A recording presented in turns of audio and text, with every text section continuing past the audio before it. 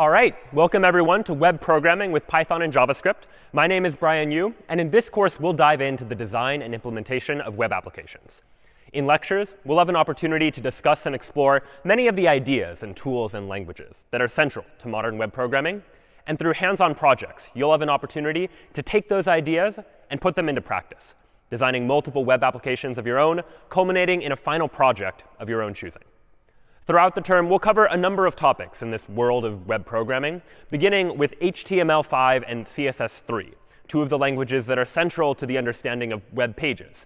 HTML is a language we'll use to describe the structure of a web page, and CSS is a language we'll use to describe the style of a web page, the colors and the fonts and the layouts and the spacing that make the web page look exactly the way we want it to look.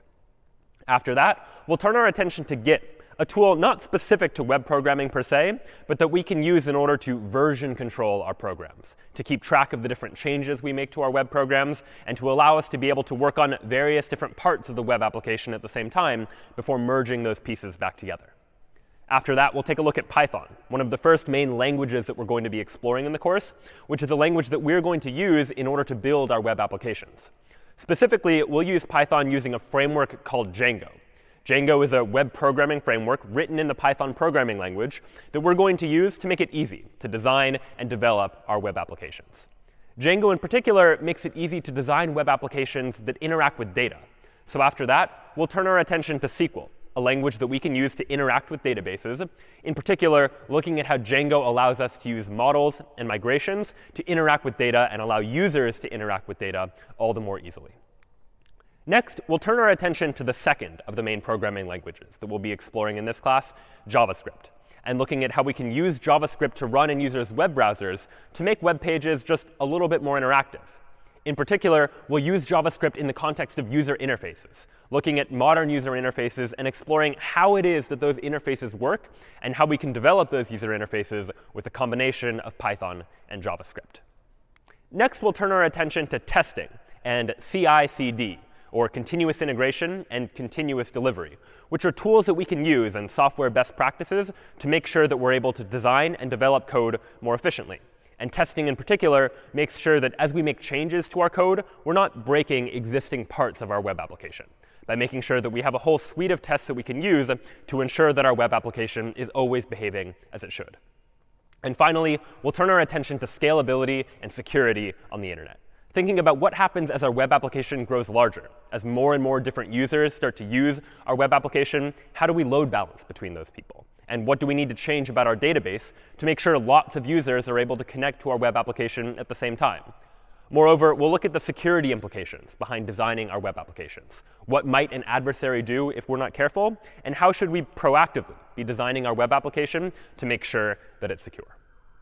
But today, we begin our conversation with HTML and CSS, two of the languages that are foundational to understanding web pages and how web browsers are able to display those web pages. And we'll start with HTML, or Hypertext Markup Language, which is a language that we can use to describe the structure of the web page, all of the buttons and the text and the forms and other parts of the web page that the user ultimately sees and interacts with. Our very first HTML page is going to look a little something like this. It's going to be text-based code that we write that a web browser, like Safari or Chrome or Firefox, is then able to look at, parse, understand, and display to the user. So let's take a look at this page one line at a time and get an understanding for how it works. Even if you don't quite understand all the nuances of the syntax, there are probably a couple of things that stand out to you. You might notice the word title, which probably reflects the title of the web page, for example, which in this case appears to be the word hello. And then down further below, we see that we have the body of the web page that seems to contain the words hello world. So what is this web page actually going to look like? Well, let's take a look at it. We'll go ahead and open up a text editor. You can use any text editor you want, but for this course, I'm going to use Microsoft's Visual Studio Code.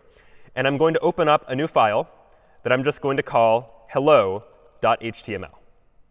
Inside of hello.html, I'm going to write the same HTML that we just saw a moment ago. And we'll explain each of these lines in due time. But recall that we had a title of the page that said something like hello, and then a body of the page where we said something like hello world, for example. So this is our very first HTML page. And if I go ahead and open that HTML page, as by opening hello.html, for example, inside of a web browser, what I'll see is something like this. In the body of the page, I see the words hello world. And if you notice up here at the top of my web browser, I see the title bar, where I have the title for this page, which in this case is just the word hello. So this is our very first web program that we've been able to develop just using HTML. And now let's explore in more detail how exactly this program works. So here again was the web page that we were just looking at. And this very first line here, doctype HTML, is what we might call a doctype declaration. It's a way of telling the web browser what version of HTML we're using in this particular web page. Because depending on the version of HTML, the web browser might want to display different information, or it might need to parse the page a little bit differently. Each version of HTML has had a slightly different way of indicating that version. But this line here, doctype HTML, is our way of saying that this HTML page is written using HTML5, the latest version of HTML. After that, our HTML page is structured as a series of nested HTML elements, where an HTML element describes something on the page, and we might have elements that are inside of other elements. Each of those elements is indicated by what we're going to call an HTML tag, enclosed using those angled brackets. And right here, we'll see the beginning of the HTML tag, which means that this is the beginning of the HTML content of our page. Down below, this /HTML means that this is the end of the HTML content of the page. And in between is the actual HTML content of the page, which might include other HTML elements. You might also notice that in this HTML tag, we've specified what we're going to call an HTML attribute, some additional information that we're giving about this tag. In particular, we're giving it a lang, or language attribute, which is equal to EN, or English. This just tells the web browser, or anyone looking at the HTML of this page, that this page is written in a language, and the language it's written in is English. And this is helpful for search engines, for example. When they're looking through many different web pages, trying to figure out what language each web page is in, we can just tell the search engine or anyone else who's looking at the page that this page is written in English. Now, inside of the HTML body of the page, we have a number of different elements that are going to describe what we want on this page. Starting with the head section of the web page, which describes stuff not in the main body of the web page, the part of the web page the user sees, but other information about the web page that's going to be helpful or useful for web browsers to know about. For example, one important thing that the web browser needs to know is what is the title of the web page. And here we see a title tag, again indicated by the word title in those angled brackets, followed by the end of the title tag, indicated by a slash before the title. And in between the two title tags is the word hello, which means the title of this page should be the word hello. And that's all the information we'll have in the head of the page. We'll add more information there later, but for now, all the web page needs to know is that it has a title, and the title is the word hello. Next up comes the body of the page, again indicated by a body tag, and that ends with the tag with /body, meaning this is the end of the body of the page. And the body of the page, again, is just the visible part of the page that the user can see. And what do we want inside the body of the page? For now, we just want the text hello world. And that's the information that's going to be displayed when someone visits this web page. And so that's all there really is to this HTML page. We specified in the header that there's a title of the page called hello. And inside the body, we're saying the page should say the words hello world. And if you want to visually think about the way that all these HTML elements are structured, it can sometimes be helpful to think about an HTML page in terms of a tree-like structure that we call the document object model, or DOM. And so here, for example, is what the DOM for this web page might actually look like. Here on the left is the HTML content that we just saw a moment ago. And over here on the right is the DOM, the document object model, the tree-like structure that describes how all of these HTML elements are related to each other. So we start up here with the HTML element. And this parent element, so to speak, has two child elements within it, a head element and a body element. As we can see here, where inside of HTML, we have a head section and a body section. And the indentation here that we're including in the HTML text, it's not strictly necessary. The web browser doesn't care what the indentation is. But it can be helpful for someone who's reading the page just to see the indentation, to understand visually that the head is inside of the HTML element and the body is inside of the HTML element too. So inside of the head element, we have a title element. And inside of the title element is just the text, the word hello. And likewise, inside of the body element, we also have some text, the text hello world. So thinking about HTML and HTML documents in terms of this structure can be helpful for understanding which HTML elements are inside of which other HTML elements. And that's going to make it easier for us to reason about these pages later on. And especially as we later transition into the world of JavaScript, JavaScript is going to make it all the more powerful and give us the ability to actually modify parts of this DOM as well. But we'll certainly get to that in due time. So now let's take a look at some of the other common HTML tags and HTML elements that we might be interacting with in our web page.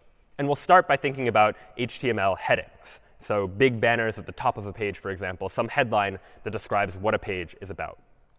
So I'll go ahead into my text editor and create a new file that I'll call headings.html. And the structure of this page is going to be pretty similar to the pages that we've seen before already. So I'm going to start by just using the hello.html text and paste it in here. I'll change the title of the page. Instead of hello, we'll go ahead and call it headings. But inside the body of this page now, I want something a little bit different. I'm going to, inside the body of the page, use an h1 element and say this is a heading, for example.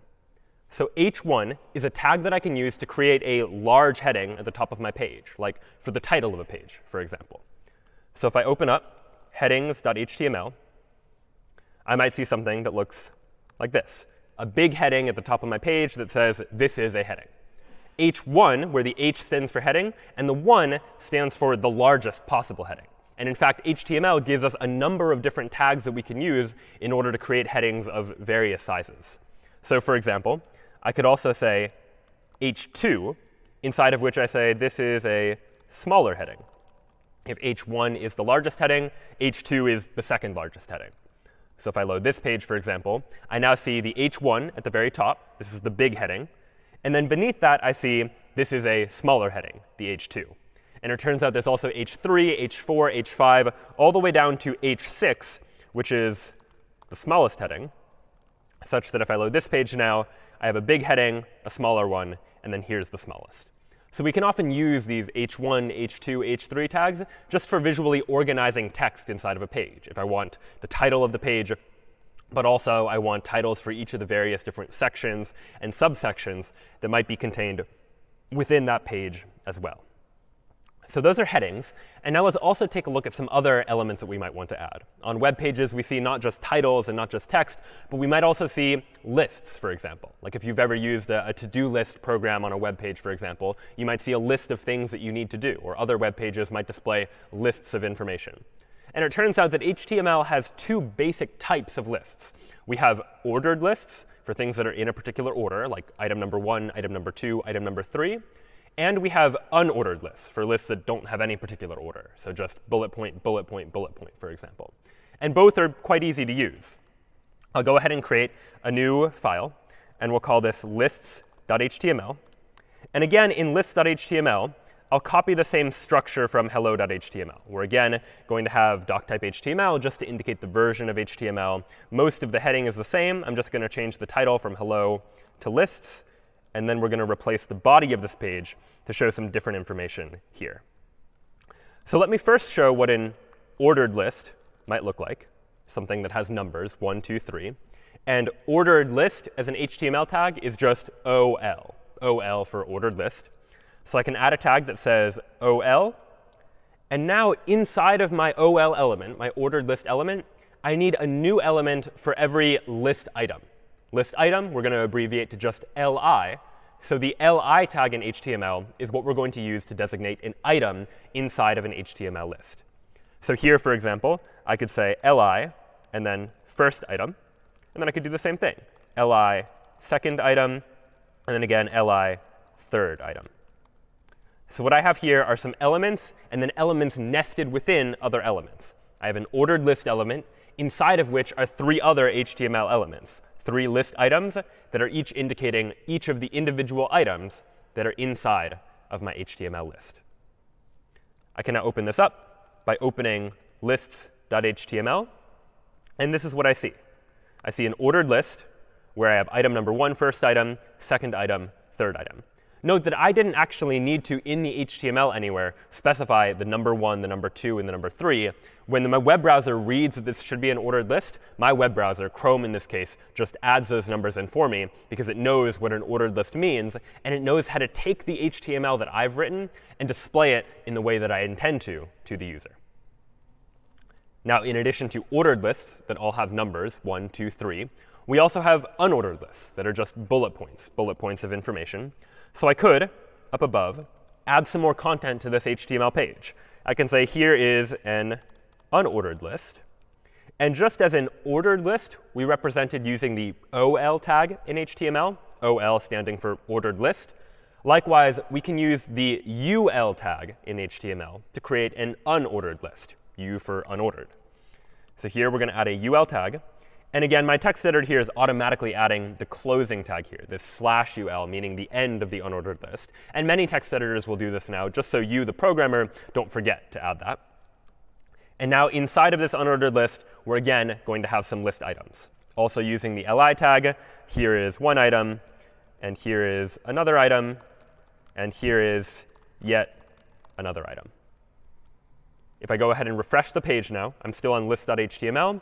I now see that on top of my ordered list, I have an unordered list, where each item, instead of being numbered 1, 2, 3, is instead labeled with just bullet point, bullet point, bullet point, where each of these bullet points and each of these numbered items is a list item element, or an li. So hopefully now we can see that as we start to explore these various different HTML tags and nesting HTML tags inside of one another, we're able to create more and more interesting web pages as a result. So let's explore now what other types of web pages we can create using other types of HTML elements. In addition to lists, one thing you might imagine is that one of the important things on the web is not just displaying text, but also displaying other types of media, like images, for example. So how might we go about doing that? Well, I can, for example, let's go back into my text editor. Let me create a new file that I'm going to call image.html, which is going to contain some code for displaying some images. I'll go ahead and go into hello.html and copy this text into the page. Again, change the title to image. And now inside of the body, I'm going to add a new tag called image. And the image tag has a couple of required attributes. Remember that attributes are what we saw before, things like adding a lang equals en to the top of my page to indicate that this web page is written in English, for example. And the image tag has a couple of required attributes that I need to add. In particular, when I display an image on the page, I need to specify what image I actually want displayed, for example. So I might specify image src, short for source, is going to be equal to what image do I actually want to display on this page. And it just so happens that inside of my folder where I have image.html, I have an image called cat.jpg. So I'm just going to specify cat.jpg as the file name of the image that I want to display.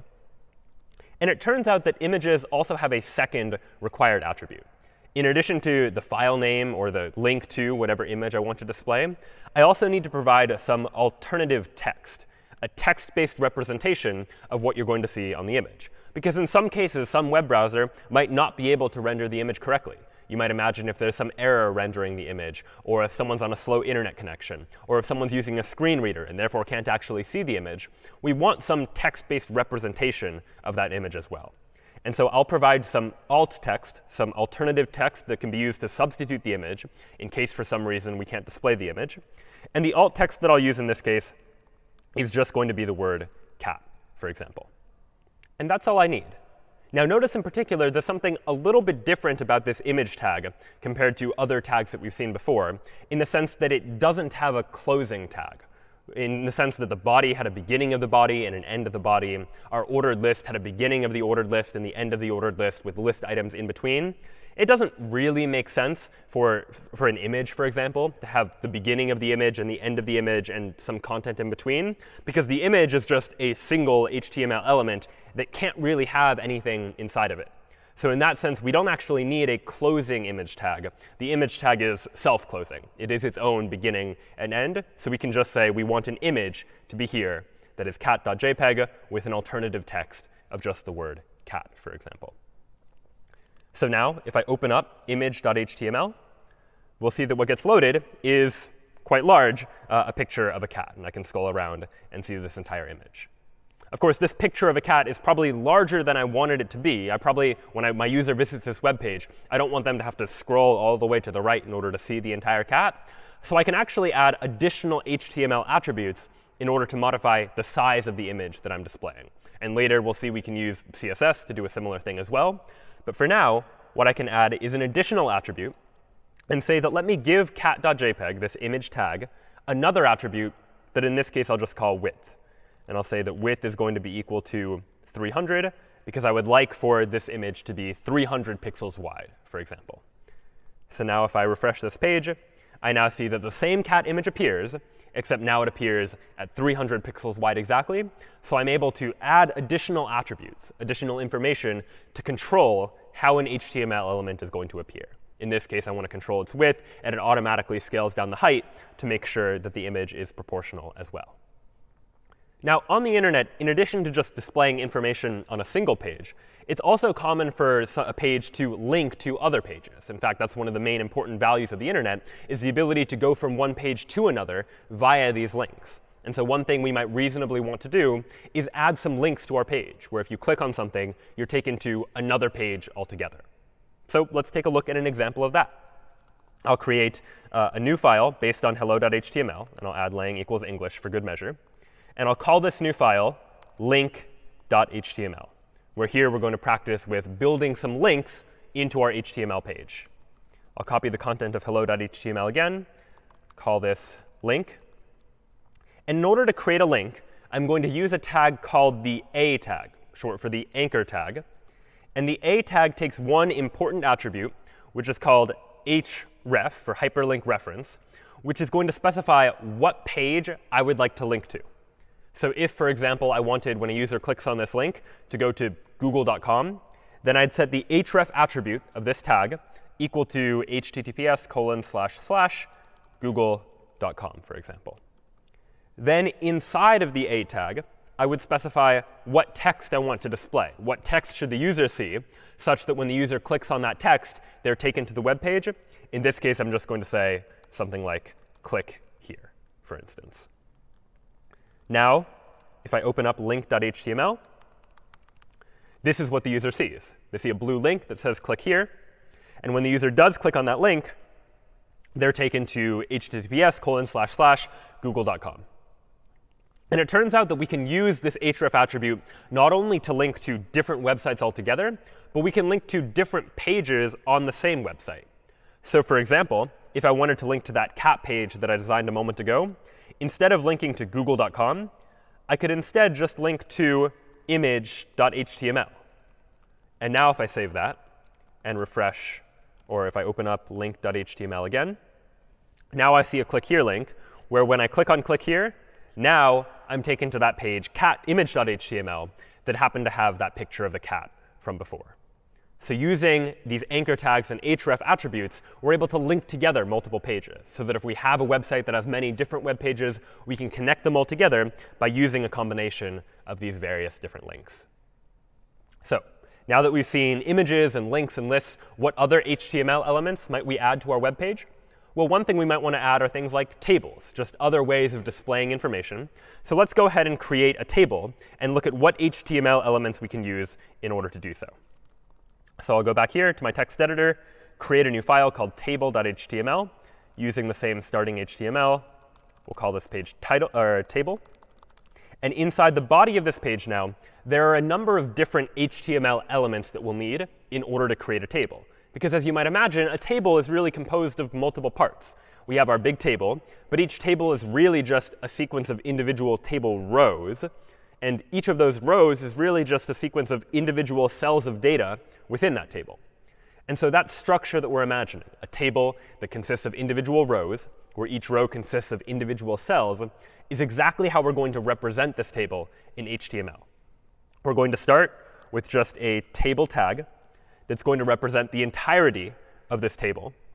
But inside of the table, we might have different parts. We might have the heading of the table, and we might have the body of the table. So in order to represent that, I'll addthead. That's going to stand for the heading of the table, the stuff at the top of the table that might indicate what each column of the table means, for example. And let's see, what columns do I want? Well, let's go ahead and add some table headings, which I can represent using the th tag, h for heading.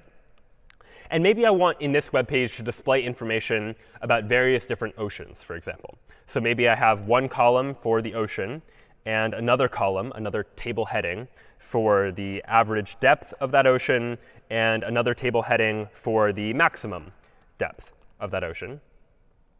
And that'll be the very first row of that table, the heading of the table. But in addition to the heading of the table, we also have the body of the table. So underneath the t-head, I'll go ahead and include t-body, body for the main part of the table where all my data is going to be. And that body is going to consist of individual rows of a table. So I might have a tr, which here stands for table row. And inside of this table row, we'll go ahead and add some individual data points inside of the table. So inside of my table row, I'm going to have one table data point, or TD for table data, that says Pacific Ocean, for example. Then another table data that says 4,280 meters, and then another one for the maximum depth of the Pacific Ocean, which is 10,911 meters. And in fact, these three table heads as well at the top of the page, the ocean, the average depth, and the maximum depth, those should actually probably be in a row of their own as well, because the very first part of the table, that is also a row. So I'll go ahead and add a tr, short for table row, and inside of that tr, put these headings. I'll go ahead and add one more row just so we can see what this looks like, and then we'll take a look at the page and then go back to this code. I'll add the Atlantic Ocean too, which has an average depth of 3,646 meters, as well as a maximum depth of 8,486 meters as well. So when I open up table.html now, here's what I'm going to see. I'm going to see a table-like representation of the data. It's not just one thing after another anymore. It's structured in a table. Now, granted, there aren't any borders, and I could probably add some colors and spacing to make this look a little bit nicer. But I see three columns: ocean, average depth, and maximum depth, where this very first row is what we might call the table header, the very top of the table that's defining what all of the columns mean. Inside of that table header is a single table row that has three table data cells: ocean, average depth, and maximum depth. Then beneath this table header, represented in bold, is the table's body, or the t-body element, inside of which we had two rows, one for representing the Pacific Ocean, one for representing the Atlantic Ocean. And then we had data cells in each one of those rows for representing each of the individual cells that's located within this table. So this is what that page ultimately looks like. And let's take one more look at the HTML just to get an understanding for how all of these tags interact with one another. And no need to memorize all these tags right now. Slowly, as you begin to design HTML pages, you'll start to get more familiar with what HTML tags are available to you. And certainly, all of these HTML tags are things that are easy to reference if you need to look them up. It's very helpful to be able to look up something like, how do I create a table in HTML? And then you'll be able to see what the various different tags you'll need to add are in order to generate the table that you're looking for. But again, just to recap, here we have a table element, inside of which are two child elements: t-head and t-body. Inside of each of those are one or more table rows, representing using tr. Inside of each of those are three table data cells, representing using td. And so using these nested tags, elements inside of other elements, we've been able to build something far more complex than just a bulleted list. We've been able to build an entire table that has information as well. But ultimately, our web pages should be web pages that don't just display information, but that also let users interact with that information in some way. For example, you might imagine that on Google's homepage, for example, it's not just unchanging. There's a field where I can type something in. And anytime users can provide input to a web page, we generally call that a form, or some place where a user can fill out a form in order to provide information to the web page. And so now let's take a look at how we can use HTML in order to create a form that's going to display some information. So I'll go ahead and create a new page called form.html. Again, using that same HTML as before. We'll call the page form. And inside of the body of this page now, let's say that I want to create a form that gives the user an opportunity to provide their full name, for example.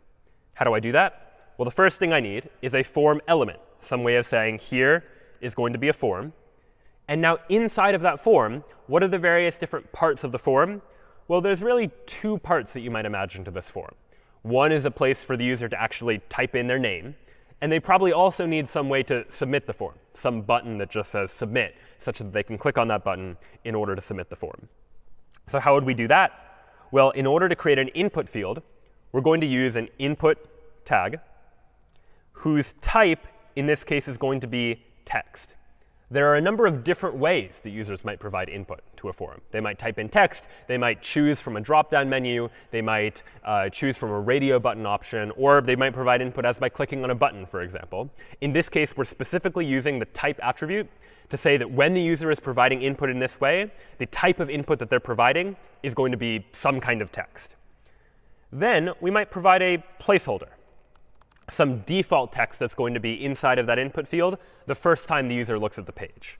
So for example, the placeholder might be full name. That way, the user knows that what they should type into this placeholder is their own full name. And then finally, we're going to go ahead and give a name to this input field. Now, this isn't going to be something that the user sees when they visit the page.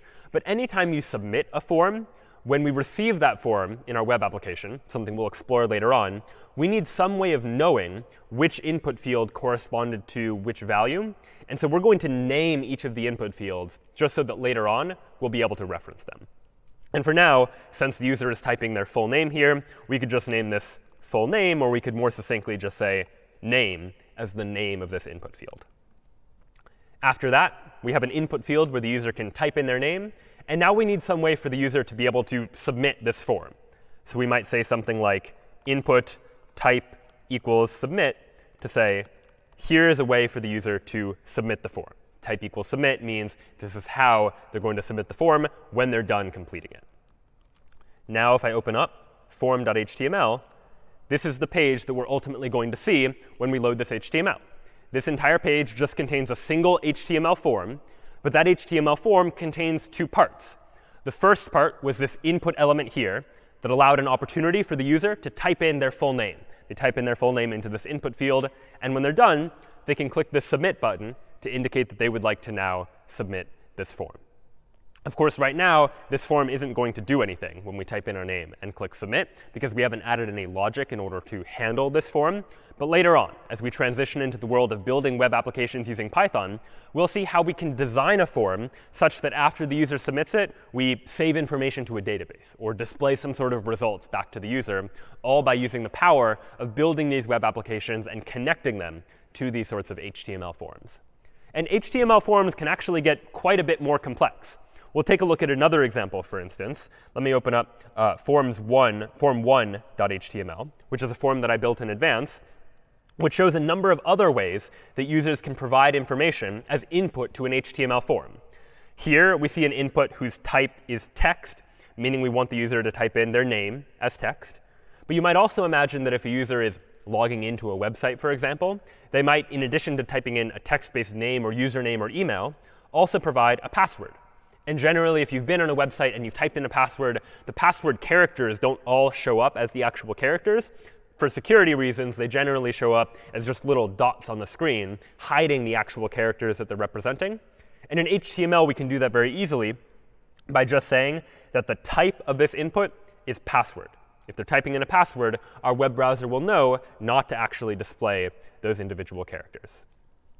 In addition to just text-based input, we also have radio button input, as I alluded to a moment ago. So here we have a number of different radio inputs where the user might be able to select from a number of options, choosing their favorite color, for example, from a number of these options. And finally, just to take a look at one other additional feature of HTML5, in fact, a new feature of HTML5, is something we might call a data list, where we might have the user choose in a dropdown from a number of different options, but we want to very quickly filter down or autocomplete based on those options. So if the user needs to select what country they're from, for example, we might have an input field and specify that it's going to be associated with a list called countries. Then immediately below that, I have a data list element whose ID is countries, where here I'm going to specify these are all of the options for what country we could have. Each one is inside of an option element whose value is whatever country they could select. And we have all of the countries of the world listed in these option elements. So this input here is going to allow me to select one option from a list of all of these possible options. So now if I open up form1.html, here's what that form ultimately looks like. I can here, inside of the name field, again, that word name shows up because it's the placeholder. I can type in my name here. And inside of the password field, anything I type is going to show up as just little dots instead of the actual characters, because the type of that input field was password instead of the type being text. In favorite color, I now have the ability to choose between various different favorite color options in a radio button format. I choose from one of a number of options. And finally, inside this country dropdown, I have the ability now, when I click on it, to see all of the countries. But as I start to type letters like U-N-I-T, it filters down to only the options that I actually care about. So here, if I type in enough letters, eventually I see United States, and I can click on that option as well.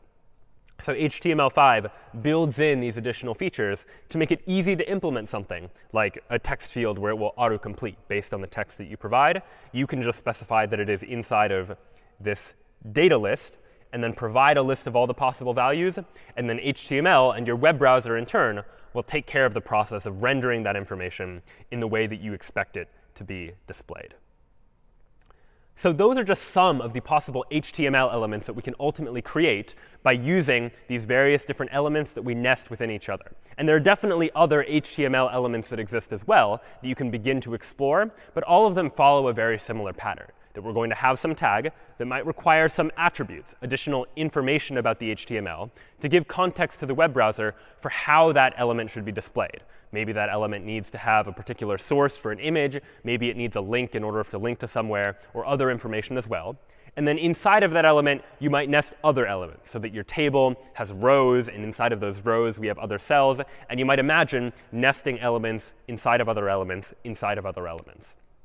But right now, so far, all of our web pages have been rather simple. They've just been, we've described the structure of the page, and we've described we want a list here, we want a form there. What we might really like is some way of specifying that we want to style our web page in some way. We want to add color, we want to add spacing, we want to add some sort of other layout to our page as well. And in order to do that, we're going to use a second language that we're going to call CSS, short for Cascading Style Sheets. In particular, we'll use the latest version of CSS, CS50's, which gives us the ability to take an HTML page and tell the web browser how we would like it to be styled. Instead of just black text in the same font on a white background, we can begin to specify particular CSS properties of how we would like this page to look to make sure that the page looks the way we want it to. So let's take a look at a simple example now of CSS to take a look at how we can add some CSS code to our page. So I'll go ahead and create a new file that I'll call style.html, just to demonstrate some basic ideas of adding some style to our page. And we'll go ahead and copy the same hello.html from before. And maybe in addition to hello world, I display an h1, some big heading at the top that says, like, welcome to my web page, for example. So now if I open up style.html, this is what I see. I see a big heading at the top that says, welcome to my web page, beneath which is just the text, hello world. And now imagine that I want to add some style to this heading at the top of the page. Maybe instead of being left aligned, I want it to be centered. Maybe instead of just being black text, I'd like to change the color. In order to do that, just as we've used attributes in the past to add additional information to this particular HTML page, we can do a very similar thing with CSS. We can specify that we're going to give this h1 element a style attribute. And that is going to be equal to, and then in quotation marks, we're going to provide all of the CSS properties that we would like to add to this particular element. So the way that CSS styling works is that we can give elements individual CSS properties, where a property is something like the color of the element or the alignment of the element. And each of those properties has a default value, but we can change its value to something else. So if, for example, I wanted to change the color of this heading so that instead of a black heading, it displayed as a blue heading, I could say for this h1, I would like to give it a color property. And then to give the color property a value, I say color colon, and then the value that I would like to give to it. So color colon blue, for example, followed by a semicolon, will change the color of this h1 element to blue. And my text editor is automatically showing me a little square that shows me what this color blue is actually going to look like. This isn't part of the text. It's just my text editor being helpful so that I can see in advance as I'm writing this code what the color is actually going to look like. So now if I open up style.html, here's what I see. Instead of a black heading at the top, we've changed the color to blue. And there are many other built-in colors that exist within HTML that we can use in order to change the color to whatever we want. If instead of blue, I said I want the color to be red, for instance, I can refresh the page, and now the heading is red. And there are many other colors. I can change the color to like spring green, for instance. And that's going to be a particular shade of green that displays just like this. And so now we have the ability to add various different style properties to individual elements. I can say, take this heading and change its style so that the color, instead of being black, is going to show up as blue instead. And if I want to add multiple CSS properties to the same HTML element, I can do that as well. Here in the style attribute, I can say that in addition to saying that the color is blue, I'd like to give a second CSS property to this element. I'd like to say that the text align property should be center, for example. The text align property controls, as you might imagine, how a particular HTML element has its text aligned. Is it all the way on the left, all the way on the right, or centered? And if I change the text align property to have a value of center, well, then now when I refresh this page, I see that welcome to my web page is now both blue and it's centered. I've changed the color, and I've changed the alignment of this particular element. And HTML elements don't need to just be styled directly. They can also get their style information from parent elements. So if you recall again that DOM structure, where we have an HTML element inside of which is this body element, and inside of the body element is this h1 element and this text, you can imagine if we wanted this styling to apply not just to this heading, but also to the hello world text, I could move the styling information, move this style attribute, change it from the h1, and escalating it to this body.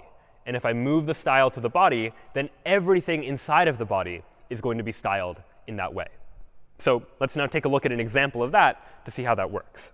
If I take this style information and I move it so that instead of associating it with the h1, I instead associate it with the body, then now when I refresh the page, I see that both parts of the body, both the big heading at the top that says welcome to my web page, as well as the text hello world, both have those CSS properties applied. I've changed their color to blue, and I've also changed their text alignment to be centered instead of just left aligned.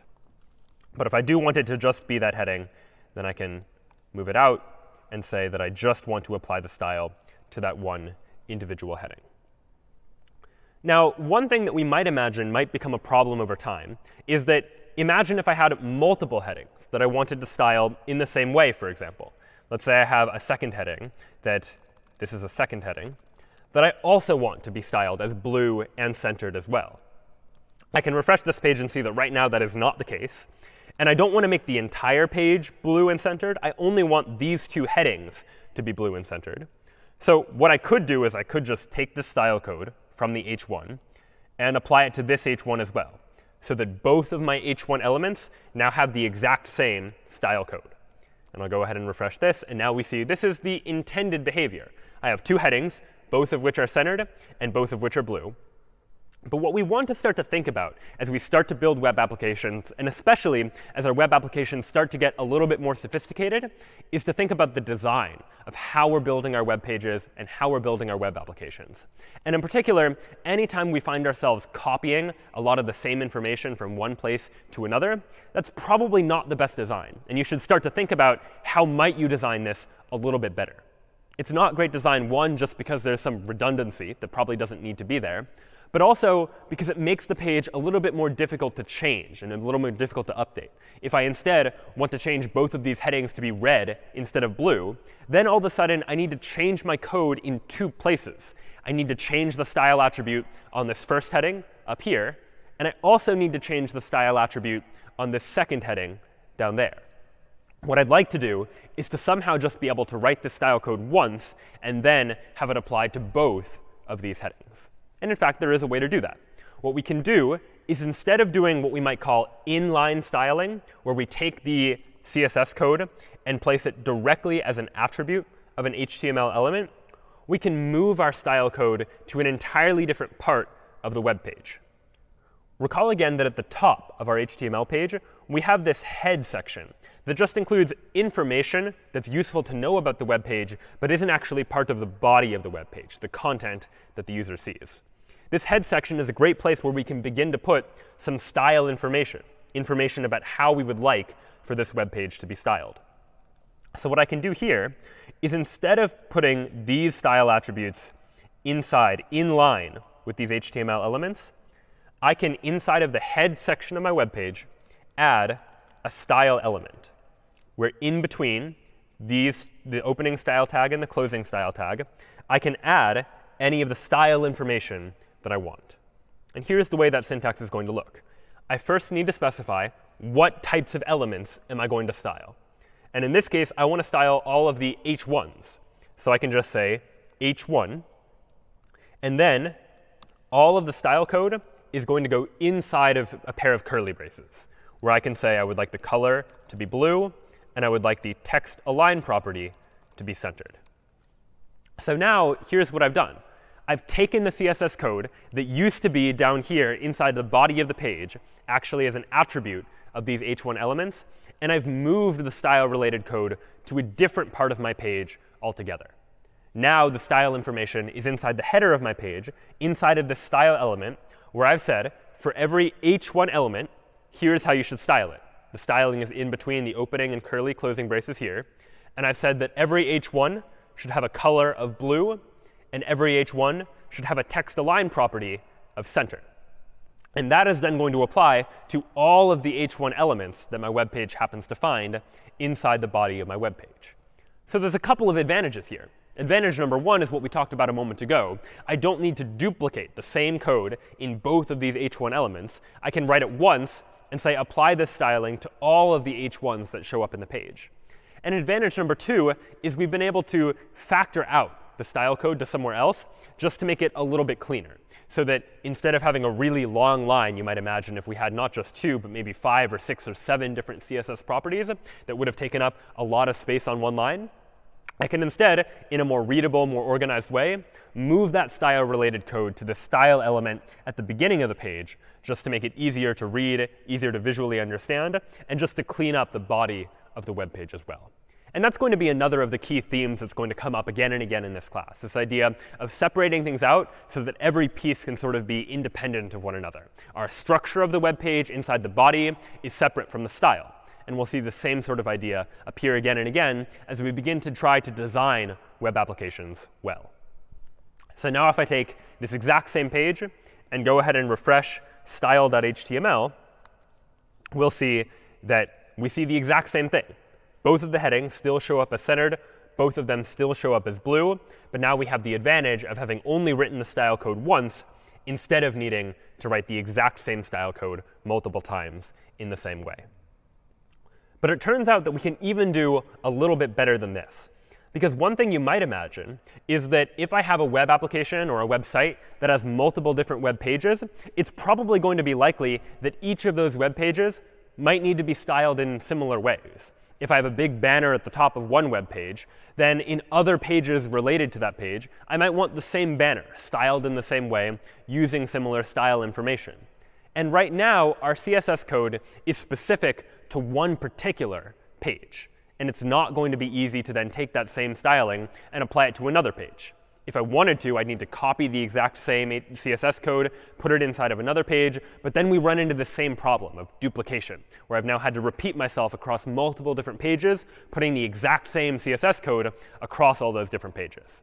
So there is an improvement we can make. And the improvement we can make is to take that CSS code and just move it to an entirely different file. So instead of putting this style code inside of a style element inside of this HTML page, I'll just create a new file that I'll call styles.css, inside of which is going to be all of the CSS that I care about. I want to take every h1. I want to change its color to blue. And now I want to change its text align property to center. And now, inside of my HTML page, I no longer need to include any CSS at all. Instead of this style element altogether, I can just link my CSS code in that CSS file called styles.css to this particular HTML page. And how do I link the styles.css file? Well, I can do so, again, in the head section of my web page using a link tag, where I can say I'd like this link to be the relationship is it's going to be a style sheet, meaning what I'm about to link is going to be a style sheet for this page. It's going to describe how I want for the elements on this page to be styled. And then, just as in the case of a link to another page, I used href to specify a hyperlink reference, what I want to link to. I'm now going to specify, using an href attribute, what CSS file I would like to now link. And in this case, the CSS file that I'm going to link is styles.css. That is the file that just so happens to contain all of the CSS that I would like to apply to this particular file. Now, if I refresh the page, I see, again, nothing has changed. In the last 2 revisions, the page has stayed exactly the same as far as the user is concerned. They still see 2 headings. Both of them are centered. Both of them are blue. But now the advantage is that here is my HTML. It's shorter than it was before. And in particular, there's no CSS that's baked in to this HTML file at all. I factored it all out into this separate styles.css file. And now if I have multiple HTML files that are all using the same styling, I can just link them all to the same styles.css file such that they're all using the same style information. I don't need to repeat myself. And if ever I need to make a change across all of those pages, I just change the styling once. I change the styles.css file. And then all of the web pages that are linked to that style sheet will update as well in order to reflect those changes. So again, we've been able to factor out some of this style information to a separate file just to make our lives a little bit easier. All right, so far we've now seen how we can use CSS in a number of different ways to add some basic styles to our page. We've seen that we can take an element and change its color. We've seen how we can take an element and change its alignment, move it from left aligned to right aligned to centered, for example. As it turns out, there are a lot of different CSS properties that we can add to our HTML elements in order to style them in various different ways, more than we'll have time to talk about in this lecture. But now let's just take a look at a couple of the most popular, most common CSS properties that we can add in order to make our web pages look the way we want it to. And one of the most powerful tools for CSS is controlling the size of various different elements. By default, HTML just uses a default size for everything on the page. But if I want to more precisely control how big any particular element is, I can use CSS in order to do so. So let me now create a new file that I will call size.html. We'll start with the same HTML code and call the page size. And now inside the body of my page, let me just have a vertical section of my page, just some section of my page that's going to have some content. And I'm going to put this inside of a div tag. Now, this is the first time that we've seen a div in HTML. You can think of a div as just a division of the page, some section of the page that's going to have some content inside of it. And we use divs because it makes it easy to reference a particular div or nest information inside of other pieces of information, or just to divide and break up our page into multiple different sections. Here inside of the body, I'm just going to have a single div that is going to say something like hello world. And now I'm going to add some style to this page in order to control the size of this div, to control the size of this section of my web page. I could use inline styling. I could factor things out into another file. But since I'm only dealing with one file for now, I'm just going to add a style section to the top of my web page, just so you can more clearly see how the style of this page is going to map on to the way that we're modifying these HTML elements. And I would like to style this div in a couple of ways. One thing I can do is give the div a background color. Let me change its background color to blue, for example. And then I can say, all right, I'd like to give this div a width and a height, some size information. I can say, go ahead and give this div a width of 100 pixels and maybe a height of 400 pixels. So now when I go ahead and open up size.html, this is what I see. I see in a 100 by 400 pixel wide vertical or rectangular section of my page, I see the words hello world.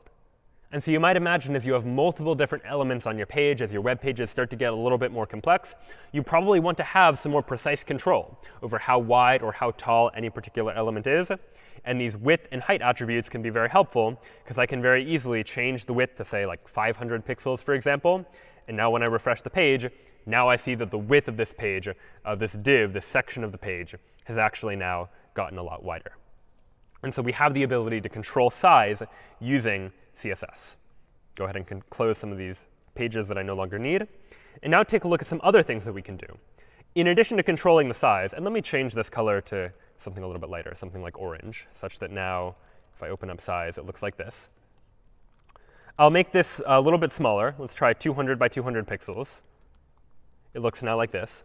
You might imagine there are some other changes that I might like to make. Like this hello world, for example, is very close to the edge of this particular div. It's right up against the upper left corner of that div.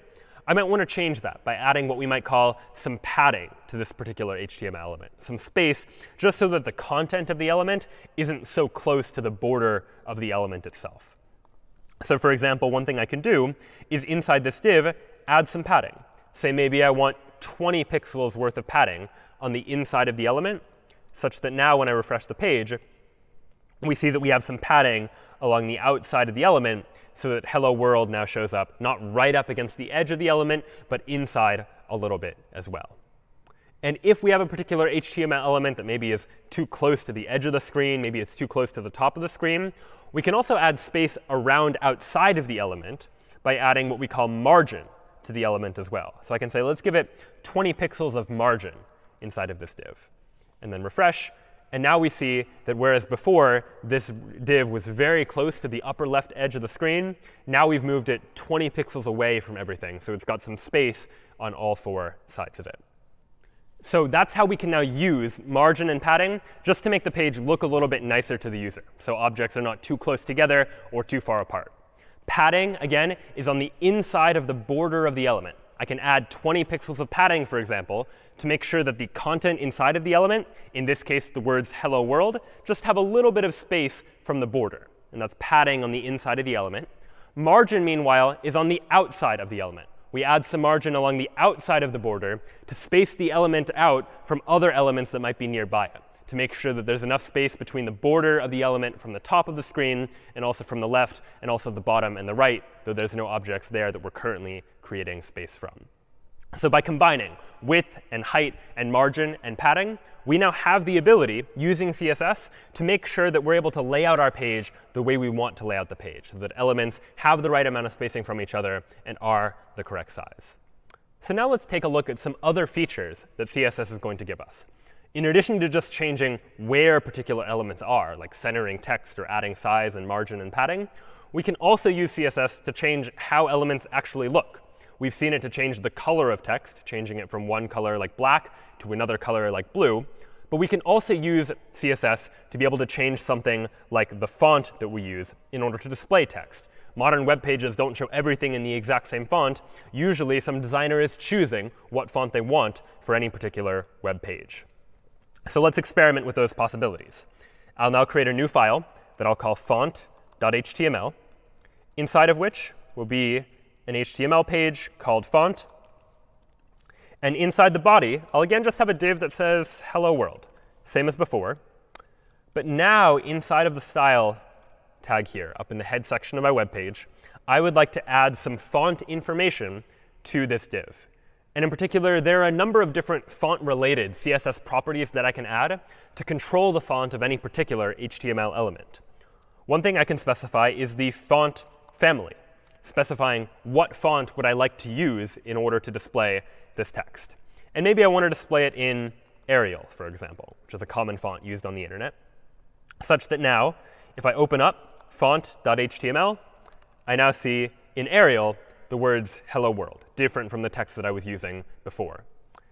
You can also specify multiple different fonts. Not all computers support all fonts, so I could specify that just in case Arial isn't supported, fall back to any sans serif font, any of the fonts that don't have the little glyphs at the edge of each of the characters. So now if I refresh the page, because my web browser supports Arial, I don't notice anything different. But you might imagine if you're using more complex fonts that not all web browsers have or support, you might add some backups just in case the font you want isn't actually available. In addition to a font family, I might also specify a font size, how big I want the font to be inside of this div. So I can specify that I'd like the font size of this div to be 28 pixels, for example. such that now I refresh it, and now this div appears using larger text. And I can also, just as like text editors let you specify whether you want it to be normal text or bold text, I can specify a font weight for this div and say that in addition to being in font Arial and size 28, I would also like for the font to be bold, such that now I refresh it, and now the font shows up as bold. And using these CSS style sheets, we're able to selectively apply the styling to only particular parts of the web page. If I have another underneath this div, some more text down here, for example, that additional text that's outside of the div isn't going to be affected by the CSS styling, such that now if I refresh this page, some more text shows up in that same standard default font provided by my web browser, and not the custom font that I have specified to apply to only this particular part of the HTML page. So that now is the ability to add fonts to our page too. Another thing that we might want to do is to be able to add some sort of border around our HTML elements. So maybe I want a line to be able to separate this entire part of the page from another part of the page. So I could add a border by going to this div and saying, let me give this div a border.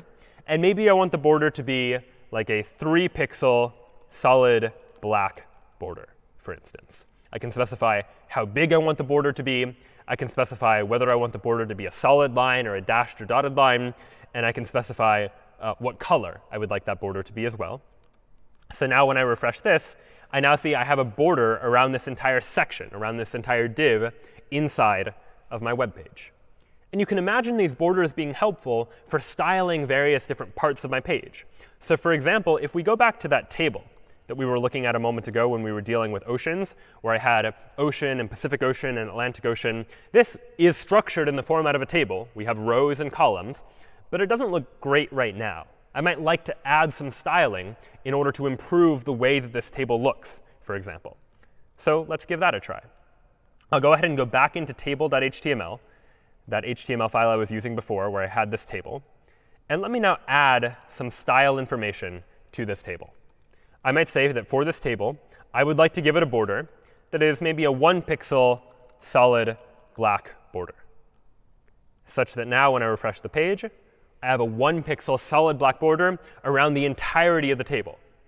All right, that's great. But I also really wanted a border in between the rows and the columns as well. In particular, every table data item, I might like to have some additional CSS applied to those too. So I might say for every table data cell, again, TD stood for table data, and those were the individual cells within my table, I might specify that I would like those to also have a border that is 1-pixel solid black, such that now I refresh the page, and now each of my table data cells also has a border around it. Now this applied to the table data cells in the body of my page, but it didn't yet apply to these cells up in the heading. And that's because those were TH elements, table headers. And so here we have a couple of options. I could specify once more, table headers, I would like to give a border of 1-pixel solid black. But when I do so, you'll see that it does create a border around those table headers. But again, one thing that should be crossing your mind now is that there's a fair amount of redundancy here, some repeated style code that shows up in multiple different places. Table data cells in the body of my page, I really want to be styled in a very similar way to table header cells. And so it would be nice if I could somehow consolidate these two different CSS selectors, these ways of me saying style table data, style table headers. I'd like to combine them into one. And you can, in fact, do this in CSS. There are a number of different CSS selectors, ways of choosing elements.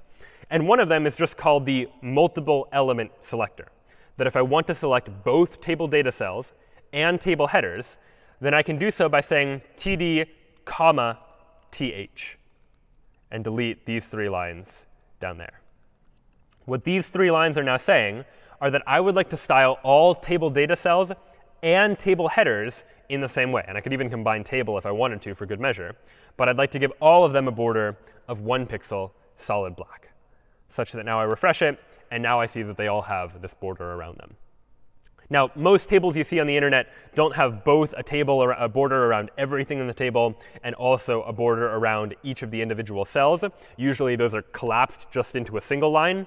And it turns out that CSS has an easy way for you to do this as well. I can add a CSS property to the table called border collapse and just say I would like to collapse all of the borders in the table. Just going to show you there are many, many different CSS properties, far more than we'll be looking at today.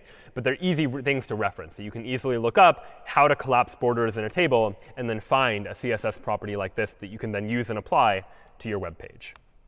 So now I refresh that, and now I see that I have a border, just a single border, around all of the cells in this particular page.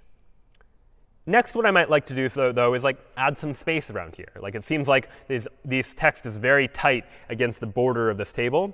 So in order to do so, I want to add some spacing. And recall again, do I want margin or padding?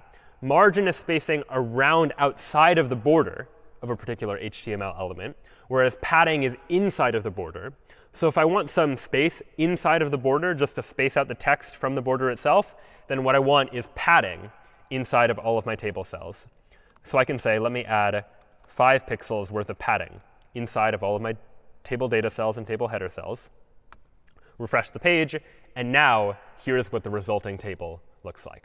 Just by adding a little bit of CSS, specifying what border I want around the edge of the page, specifying a little bit of padding inside of each of the cells, my table now looks a whole lot nicer than it did just a few lines of code ago when I just had the HTML structure of the page and not the CSS to describe how I actually want that page to be styled.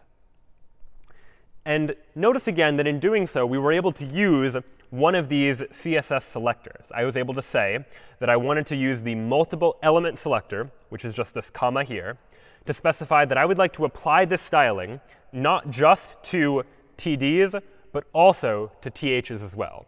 We'll take a look at some additional examples of CSS selectors in just a moment. But next, let's turn our attention to some more tricky instances where we might want to apply styling to multiple elements at the same time.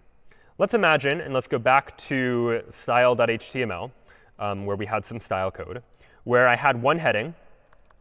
I'll call this heading 1. And let's give myself 2 other headings, heading 2 and heading 3.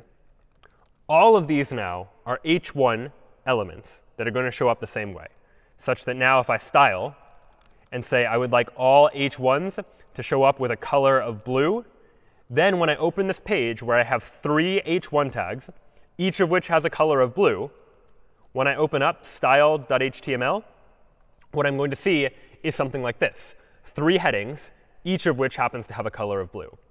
But what would happen now if I wanted to style only the first heading? I want heading 1 to be blue, but I don't want to style heading 2 and heading 3. How do I do that? Well, one thing we could do is go back to the inline styling we did a moment ago, where inside of h1 I said style color is blue. And that would say, for just this very first heading, I would like that to be blue, but not the other elements at all. But this, again, we decided was not the best design. This inline styling, commingling of HTML and CSS just gets a little bit messy, and it would be nice to be able to factor all of our style code to a separate part of the page altogether. So how do we do this? Well, we need some way to uniquely reference this particular HTML element.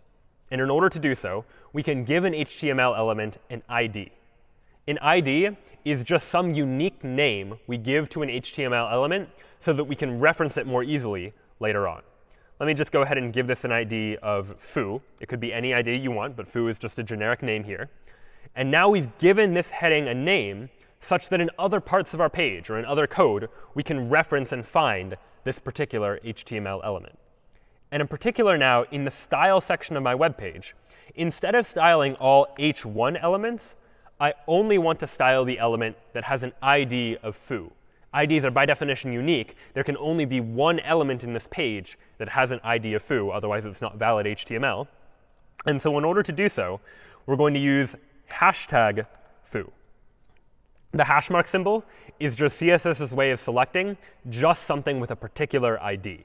So instead of just h1 for selecting all of the h1 tags, if I want to select something by its ID, I say hash foo to say only style the element that has an ID of foo and give it a color of blue, for example. So this style code now will find something with a particular ID and give it a style to correspond with it, such that now, if I reload this page, only heading 1 is styled. Heading 2 and heading 3 are not. I've been able to name heading 1, give it a name of foo, an ID of foo, and then in my style code, just style that particular part of my HTML page. Of course, what if I wanted to style multiple but not all of the headings? Like maybe I want to style both heading 1 and heading 2. Now I could use a second ID, maybe give this an ID of bar, for example, and then style both the element with ID foo and the element with ID bar. But now we're starting to add IDs unnecessarily. I have too many different names. Things could start to get messy, especially as my web pages start to get bigger. So while IDs are a way of giving a name to an HTML element that is unique, sometimes I want to give a name to an HTML element that is not unique, some name that can apply to multiple different HTML elements. And when we do that, we call that a class. An ID is a way of giving a unique name to an HTML element, while a class is a way of giving a name to an HTML element that might not be unique. It might apply to 0 or 1 or 2 or more different HTML elements. So here's what that might look like. Instead of giving each of these h1s an ID that's different, I can give each one a class. We'll give this a class of Baz, again, just another arbitrary name that we've chosen. And I'll give this h1 a class of Baz as well. They both belong to this same class called Baz in this case. And now inside of my style code, I would like to say, just style the elements that are of class Baz. And just as we had a special symbol, the hashtag, for styling only something with a particular ID, to style everything with a particular class, I can use a dot. So dot Baz, in this case, is going to style only the elements that have a class of Baz. So here I can now say, take all of the elements with the class of Baz and go ahead and give those a color of blue. So now I have two h1s that belong to class Baz. The other h1 does not. And I've styled only the things that are of class Baz, such that now when I go back to the page and refresh the page, my first two headings, those do get styled as blue, but the third heading does not, because I've applied a class to these two elements that does not get applied to this third element there. So oftentimes it can be very helpful if you have to start to design larger web pages where you have multiple different elements, some of which might be styled in some ways, and other elements that might be styled similarly to one another. You can add IDs and classes to your HTML elements just to clean up the way that you write your CSS, to be able to very specifically pinpoint one element that you want to apply style to, or to apply styling to an entire class of elements as well. Now, one tricky thing you might imagine now is that now we have multiple ways of referencing the exact same element. So for example, if you imagine that I just had a single h1, which had an ID of foo, for example, that I've named foo, what would happen if, for instance, I said, all of the h1s, I would like those to be colored red. And all of the elements with an ID of foo, or the only element with an ID of foo, I would like that to be colored blue. What might happen then? These would seem to be conflicting, where now suddenly we have an h1 style tag that is saying I should style h1s in this way, but I should style element foo in another way. So what happens if I have an h1 whose ID is foo? How do I choose to style that?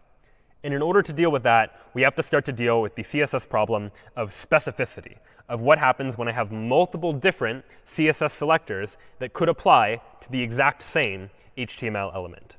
And this often happens when we start to add IDs and classes to our elements as well. So when we deal with specificity, specificity goes in a particular order. There's an order of precedence that we can follow for determining what style should ultimately be applied to any particular element. The first, most powerful, most specific way of referencing an element is inline styling, literally adding a style equals attribute to our HTML elements the way we did way at the beginning when we were first taking a look at CSS.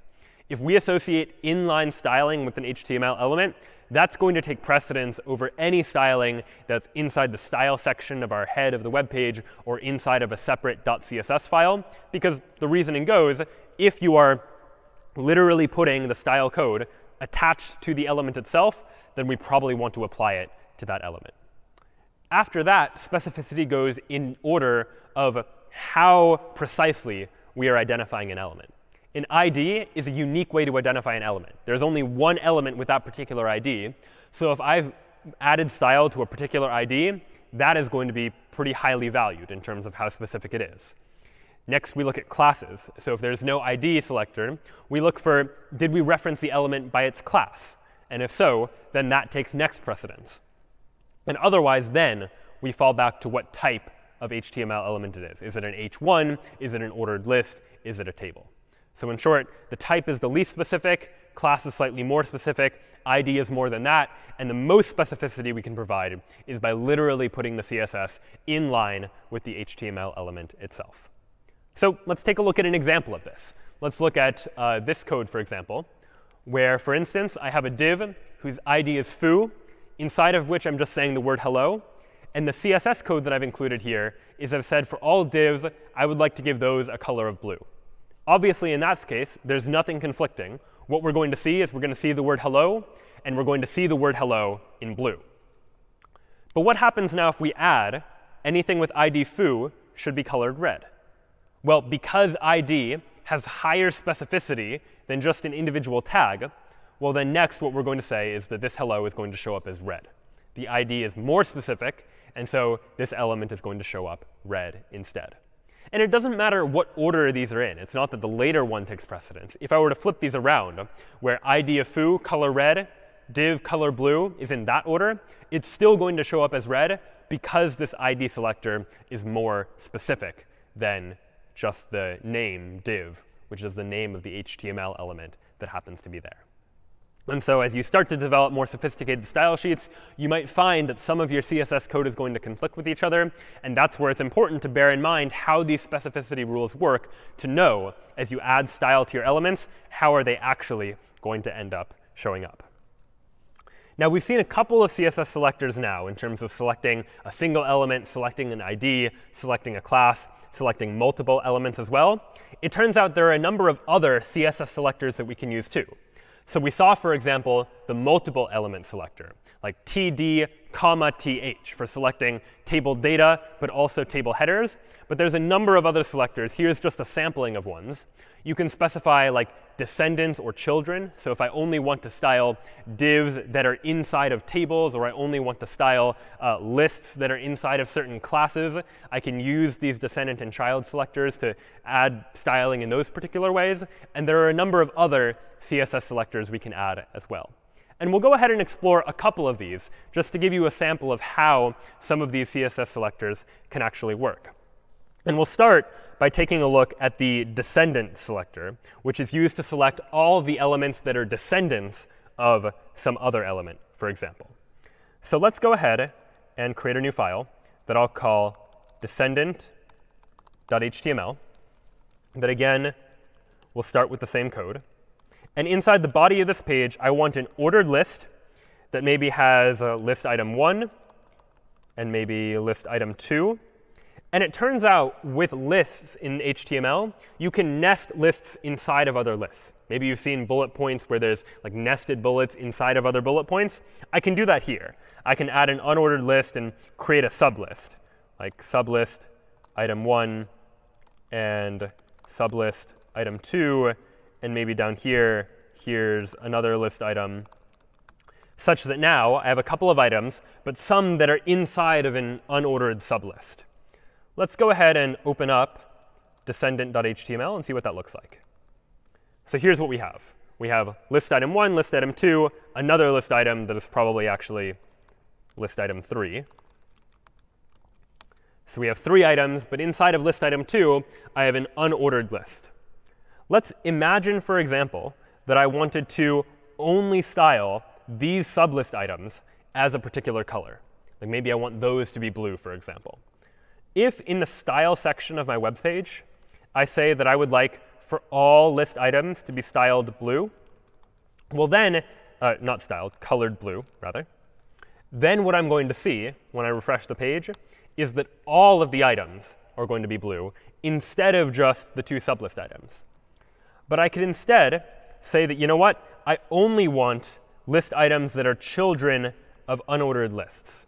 And I can do direct children using this greater than symbol to say that only if there is a UL that immediately contains an LI within it, then I would like for that to be colored blue. And now if I refresh that, now you'll see that the ordered items, list item 1, 2, 3, those do not get colored, but only the list items that are inside of the unordered list, that are directly children of that unordered list, actually get the CSS styling applied. This greater than symbol here is specifying immediate children. I could get rid of it ULLI like this, and this would also work. You still see sublist item 1 and 2. But this is a more general selector called the descendant selector that selects all descendant elements. So they might not be the children elements. They might be grandchildren elements, so to speak, if those children elements have other children that are attached to them as well. Again, for all of this, it's helpful to begin to think about things in terms of that document object model, that DOM structure, that tree that represented how all of our various different HTML elements are related to one another. So next up, we can begin to take a look at some of the other selectors that we have access to. So one of those selectors might be something like modifying only on a specific attribute of a particular HTML element. So we can use the attribute selector for that. I'll create a new file called attribute.html, where here, let's go ahead and create a unordered list that's going to have a number of different links to various different websites. So here's a list item that is going to be a link to Google. So I'll link to google.com and say Google. And I'll go ahead and add a link to facebook.com, call that Facebook.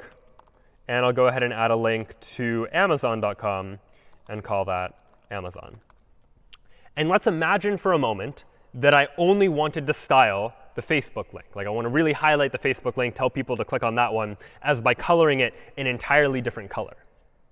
Well, to style links normally, I would say something like links should be colored, blue, for example. They're colored blue by default, but I could be explicit about it and say links should be colored blue like that, such that now when I open up attribute.html, all of the links are colored blue. But I could also say I would like links that have an href attribute of facebook.com. I would like those links to be colored red instead. So this square bracket notation I can use to specify a particular attribute of an HTML element. Only anchor tags, A tags, whose href is equal to facebook.com, those should be the only ones colored red.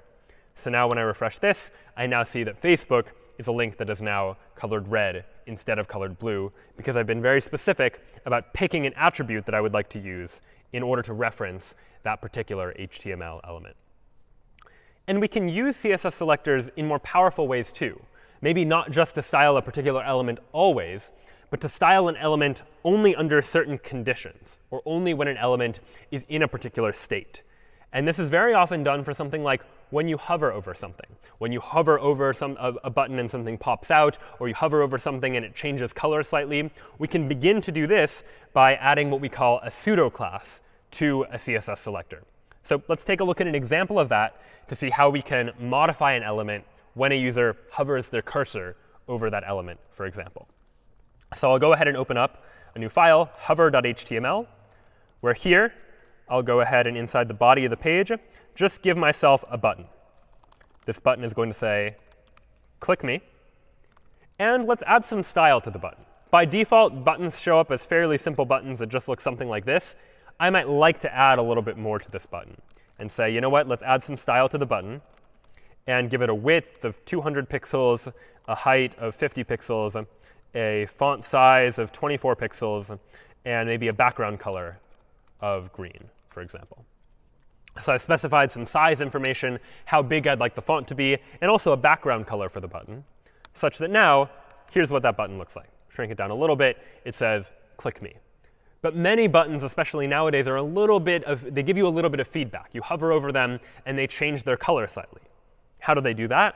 Well, often it's using a CSS pseudo class, where I can say button : hover, meaning when I am hovering over a button, then I'd like you to change the background color to orange, for example, some other color.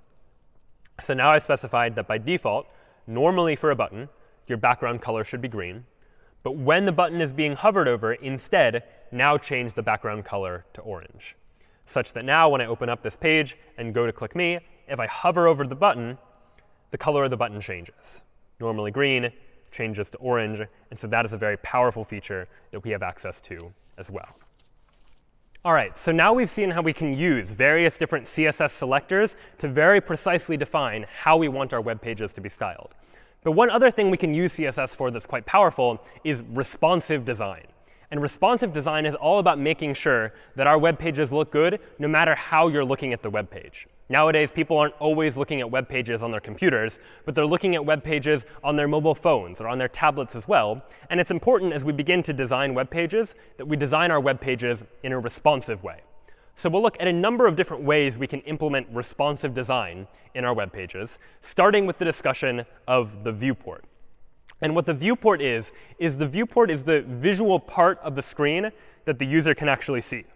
So the viewport is this entire area of the web page that displays content to the user. So one question you might ask is, what's going to happen when you take this page and translate it onto a mobile screen? Well, one thing that many mobile devices do by default is treat their viewport as though it is the same width as a computer screen. Because not all web pages are optimized for mobile devices, you want to make sure that on a mobile device you can see everything. And so many phones will take a web page like this and just shrink it down to fit onto a mobile screen that looks a little something like that. Now, of course, that's probably not really what we want it to look like. Ideally, we want our page to adapt to different size screens. Maybe we want the heading and the image and the text, if that's what these are, to grow a little bit to fill that entire screen. And so one simple thing we can do is just to add a little line of code to our HTML inside the head section of our page that controls the viewport. This line of code here is providing some metadata to our HTML page and saying, I would like you to change the viewport to be specifically the width of the device. By default, many phones will use a viewport that's actually wider than the width of the device, treat it as if they're loading a page on a computer, and then shrinking it down to the size of a mobile device. If you in your web page specify, though, that you want the viewport to be just the device width, oftentimes a page is going to look a whole lot better on a mobile device. But in addition to just adding a line like this, there are other actual changes we can make to our page to make it look a little better on different screens. And one of those has to do with media queries.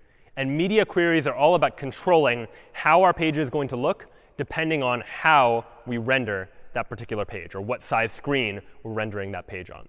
So let's take a look at an example of how we might go about using media queries in order to control what a page actually looks like, depending on what type of page or what type of browser we're using to view it.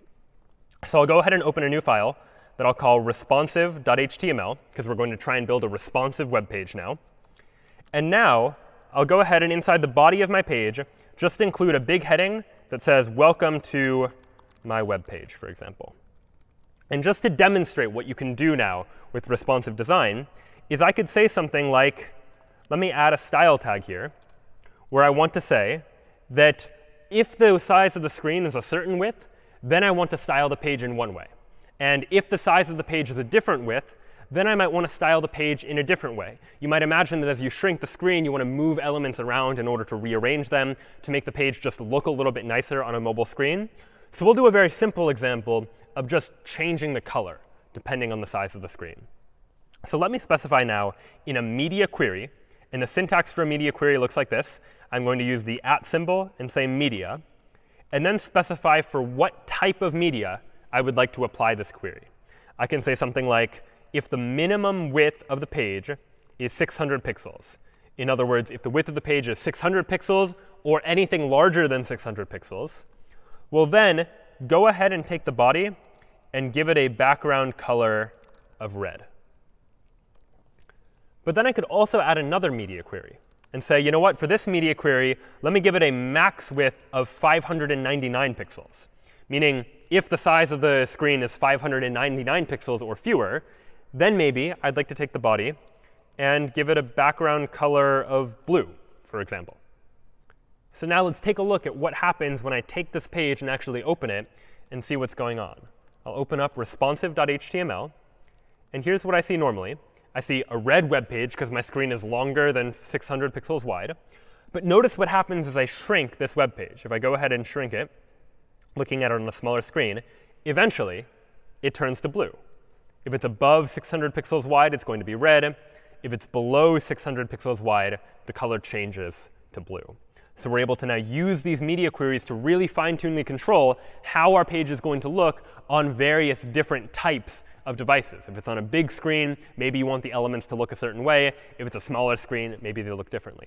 And you don't just need to control background color. You can control any CSS property you want just by using these media queries. You can say on a big screen you want certain amounts of spacing or padding. You can even hide elements on smaller screens if you want to by using a particular CSS property called the display property that controls whether or not an element is even visible.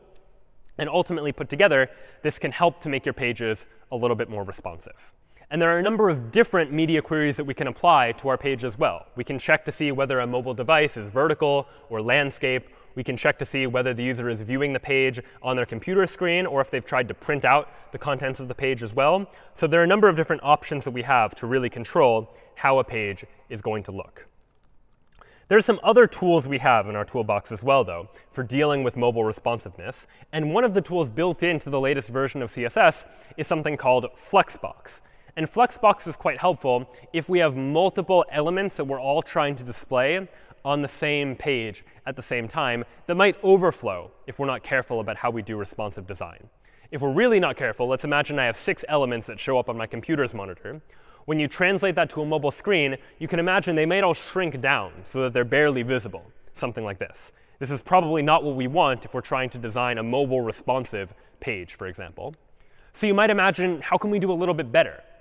Well, another thing we could do is take these elements and go ahead and keep them the same size, but make you have to scroll through them.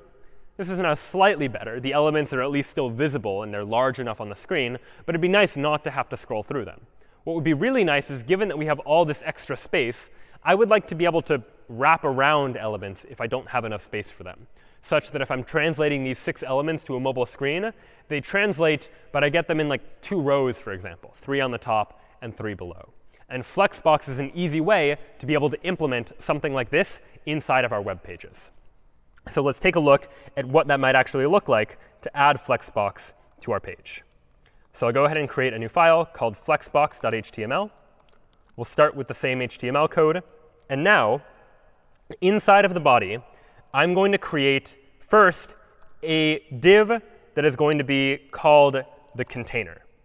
And we're creating a container because we're going to specifically say that everything inside the container I would like to add Flexbox to be able to wrap it around so that things can go onto multiple lines if I ever need to. And now let me just add some sample text. So this is some sample text inside of a div to demo Flexbox. And I'll go ahead and repeat this maybe like 12 times. And I'll number each one. Here's 1, 2, 3, 4, and I'll number all the rest. And this is just to give a demonstration of what these elements could actually look like. Ideally, these would be different pieces of content, though. So now, inside of my style tag, here's what I'm going to say, just to demonstrate. I'll say, take the ID container. Again, the hashtag specifies get me something with a particular ID. And I want to display it using Flexbox. And in particular, I would like to use the flex wrap property to say, if there's not enough room at the end of a line for all of the elements, go ahead and wrap around those elements onto the next line instead. And now I can specify some additional CSS properties for the divs inside of the container.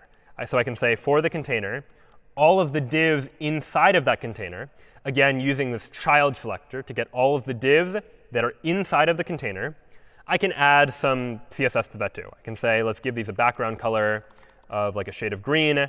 I can give them a particular font, maybe 20-pixel font, give them some margin and padding just to add some space. And maybe each one is going to be 200 pixels wide. So just adding some spacing to those individual divs. The important part is this right here, where I've said that this whole container is going to be a Flexbox container. And I'd like to wrap around elements if you ever reach the end. So now I'll open up flexbox.html. And so here, I now see 12 elements that are on multiple lines. But notice what happens as I shrink the page. If there isn't room for all of them, elements move onto other lines. Now there's only 3 elements in any particular row.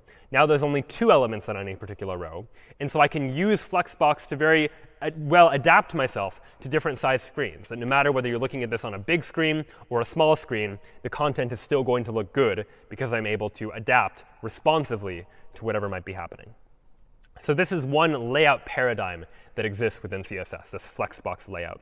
There are other layouts that exist as well. One common one is the grid layout. For any time you want to arrange things in a particular grid, where maybe certain columns need to be certain widths, but others could maybe be a little bit more flexible.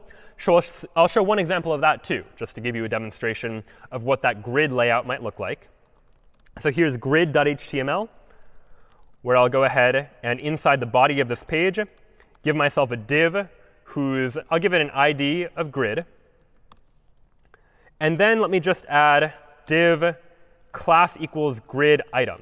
Again, a class because there might be multiple items. But I'll go ahead and just create a whole bunch of grid items and number each one. So 2, 3, 4, 5, 6, 7, 8, 9, 10, 11, 12. So I have a whole bunch of grid items inside of a div whose ID is grid. And now I'd like to add some style here. I'll say for the grid, let's give it a background color maybe. Maybe a background color should be green. A display is going to be grid. I want this to show up as a grid. And now there are a couple of attributes or properties that I'm going to specify here. Maybe I want some padding around the grid first. But the important grid properties are grid column gap. How much space goes between each of the columns? Maybe I'll say like 20 pixels. Likewise, there's also a grid row gap. How much space goes between each of the rows of the grid? Maybe I'll say 10 pixels here. And then finally, grid template columns is a way for me to specify how many columns there are going to be and how wide should each of those columns be. So if I want maybe 3 columns, I can specify that the first column should be 200 pixels. The second column should also be 200 pixels. And the third column can be automatically sized, just grow or shrink to fill the screen. So we'll say auto. So first column, 200 pixels. Second column, 200 pixels. Third column, just do it automatically. And now for all of the grid items, well, those I can add some styling to as well. I'll give them a background color of white just to distinguish them, and also give them some font size and some padding, and maybe center them as well. So just adding some additional CSS properties in order to make it display the way I want to. But the important ones to care about here are display as grid, and then I'm specifying here's how the grid should be laid out. How much space between columns, how much space between rows, and how wide are each of those rows going to be. Now if I open up grid.html, here's what that grid looks like. I now have a first column, 200 pixels wide, a second column, also 200 pixels wide, and a third column that's going to resize dynamically based on how wide or how narrow my screen happens to be. So as I shrink the screen, the third column shrinks with it. As I grow the screen, it also grows alongside with how big this window happens to be. And so Flexbox and Grid are some very powerful tools that we can use just to make it easier for us to be able to use mobile responsive design, to be able to make sure that our pages look good no matter what kind of browser or what kind of device the user is using in order to look at our page. But it turns out that there exist a lot of libraries out there that do a lot of this for us. Some people that have already written CSS code to make our text look good, to make our buttons look good, in order to make sure that things are mobile responsive. And one of those is called Bootstrap. Bootstrap is a very popular CSS library that we can use in order to use some styling that they have written such that we don't need to write all the styling from scratch. So this is what Bootstrap's website looks like. I'll go ahead and show it to you now just to give you a sampling for what's available inside of a library like Bootstrap. If I go to getbootstrap.com, here's Bootstrap's website. And if I go to their documentation on this first link here, I can look at all of the Bootstrap components that I'm given access to. These are things like alerts, for example. That here's an alert that's styled in a very particular way. It's in a specific font. It's gotten a certain amount of padding and certain colors. And if I want to just copy this alert, once I've used Bootstrap's code, I can just apply certain classes to a div. And Bootstrap will handle the process of applying the right styles for me. I don't need to write all of these styles by myself from scratch. Bootstrap's written a lot of this styling already. So how do you actually go about using Bootstrap? Well, to get started with Bootstrap, all you need to do is copy the CSS link that Bootstrap gives you to the top of your file. So if I take the CSS link and then go back to something like hello.html, which you'll recall originally looked something like this, just hello world, I can add some Bootstrap to it to say, all right, I would like to take this HTML file and apply Bootstrap styling to it to make it look a little bit nicer. So I refresh the page, and now you'll notice Bootstrap's chosen a custom font for me, just to make things look a little nicer in Bootstrap's own eyes. And now if I want to add Bootstrap elements, I can say, all right, let me go to their components, and I want to add an alert. I can just copy their alert code. Here's their alert code for a primary alert, an alert that looks blue. And I can just, inside the body of my page, go ahead and add an alert, and maybe change the text to, here is my alert, for example. Now when I reload hello.html, I now see an alert that shows up styled according to Bootstrap styling. And again, I can change that styling just by changing these classes. So a primary alert shows up as blue, a success alert shows up as green, a danger alert is red. So if I want to give a danger alert, the user is doing something wrong on the web page, for example, I can change alert primary here inside my HTML to something like alert danger instead. And now when I refresh this page, I now see the alert shows up as red instead of blue. So Bootstrap gives us access to a lot of these various different types of components, different ways of adding breadcrumbs and alerts and carousels and other elements to our page just to make it easy to make our page look good very, very quickly without having to worry too much about writing our own CSS because Bootstrap's written a lot of that for us. Bootstrap even includes a way to make sure that web pages are mobile responsive using something called Bootstrap's column model. So I'll show you an example of that now. Bootstrap divides its page into 12 distinct columns. So one thing I can do is I've pulled this up in an example I have in advance called column0.html. Notice that inside of the body of my page now, I have a div whose class is container, and then a div whose class is row. And Bootstrap divides every row into a 12-unit column. So here, for example, I have a whole bunch of divs that are each 3-unit columns. So if I have 4 3-unit columns, that will take up a total amount of space equal to 12, meaning filling up the entirety of the screen. So if I now open up source column0.html, here's what that looks like. I have 4 columns, each of which is of width 3. And as a result, as I shrink it, those columns will automatically resize to make sure that they're always the appropriate size.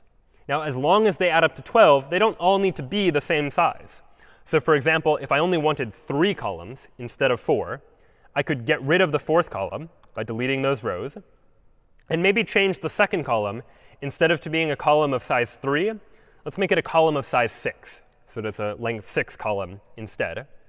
And now if I refresh the page, now suddenly I see 3 columns where the middle one is twice as large as the ones on either end. And as I shrink this down, I can see that it shrinks down as well. And one of the advantages of using Bootstrap columns is that they, too, can be mobile responsive. They, too, can wrap around to other lines if they ever need to. So for example, let me pull up columns1.html. Here, for example, I have a row. And let's take a look at what's going on in here. Recall that every row in Bootstrap is divided up into 12 column units.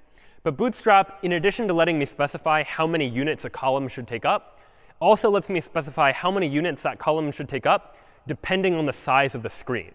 So if I'm on a large screen, as indicated by LG, this is saying that on a large screen, this div should take up 3 units of space. And this div should also take up 3 units of space. And for each of these 4 divs on a large screen, each will take up 3 of the total 12 units of space, so they'll all show up on one row. What happens on a small screen, though? Well, here, call SM for column on a small screen. I've said on a small screen, each column should take up 6 units of space, 6 or half of the total 12 that I have in the row. And so I use up 6 here for a total of 12 in one row, which means the next 2, also of size 6, need to go on to a second row. And Bootstrap is smart enough to do this math for me and figure out how exactly these elements should ultimately be laid out. So now if I open up columns1.html and see what's there. On a large screen, I see 4 columns all on the same row. But as I shrink down to a smaller screen eventually, we'll see that things change. I now see the 3rd and 4th sections move down onto the 2nd row, because on a smaller screen now, when the window is smaller, now I only have the ability to show 2 elements in any particular row. So I get 2 on the 1st row, and then 2 on the row underneath that. So all in all, there are a lot of different ways now that we can use CSS in order to make sure our pages are mobile responsive. We can use Bootstrap's column model to make sure that columns move around whenever a size of the window shrinks or grows. We can also use things like Flexbox and the grid model, writing our own CSS to make sure that our page is responsive depending on the size of the screen that the user happens to be using in order to visit our web page. So these are some of the very powerful features that we get using just CSS. But one thing you might imagine is that as we begin to write more and more CSS, there's going to be more and more repetition, things that appear again and again and again. And we've already seen some ways that we can minimize redundancy in CSS. We've seen how we can move CSS into the style section of our web page. We've even seen how we can move CSS to an entirely different file. However, what we haven't yet seen is how to deal with other types of redundancy. And so let's take a look at an example of that now. Let's imagine, for example, that I want to style multiple different elements in different ways, but using some common properties. So for example, let me create a new file that I'll in this case call variables.html, and you'll see why in a moment. I'll go ahead and copy hello.html, but I'll get rid of all this bootstrap inside of it. Let's imagine that here I have maybe 2 lists, an ordered list and an unordered list, where my unordered list has unordered item, maybe 3 unordered items. And my ordered list also has 3 ordered items. Again, just for sake of demonstration, I'm showing that we have these 2 lists now. And I'll open up variables.html just to give you a sense for what that could look like. We have 3 unordered items in an unordered list, 3 ordered items in an ordered list. Let's imagine I wanted to style these a little bit differently. Maybe inside the style section of my page, I want to style the unordered list to have a font size of 14 pixels and maybe a color of red. And my ordered list, I would like that to have a font size of maybe larger, 18 pixels, but also a color of red. I want to keep the same color for all the text, but I want the font sizes to be different. Now if I refresh this page, here's what I see. They are indeed of different sizes. The ordered list items are larger than the unordered list items. And they're all red. But there was some redundancy, some repetition that was introduced when I was writing my CSS code. In particular, when I was writing my CSS code, I've repeated this usage of the color red.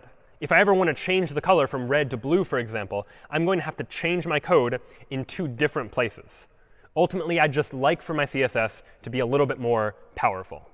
And so that brings us to our last topic today, which is a language called Sass. And Sass is a language that is essentially an extension to CSS. It adds additional features to what CSS has to offer, just to make it a little bit more powerful for us to be able to use and manipulate CSS in a way that's going to be faster and remove some of the repetition that we might have had in CSS previously.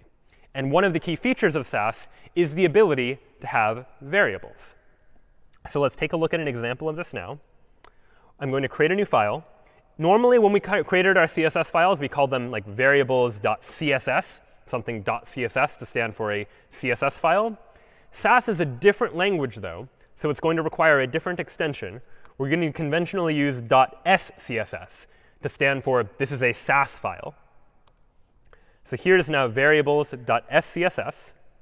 And now what I can do in Sass is I can actually create variables in the same way that we could create variables in a programming language like Python, which we'll soon see.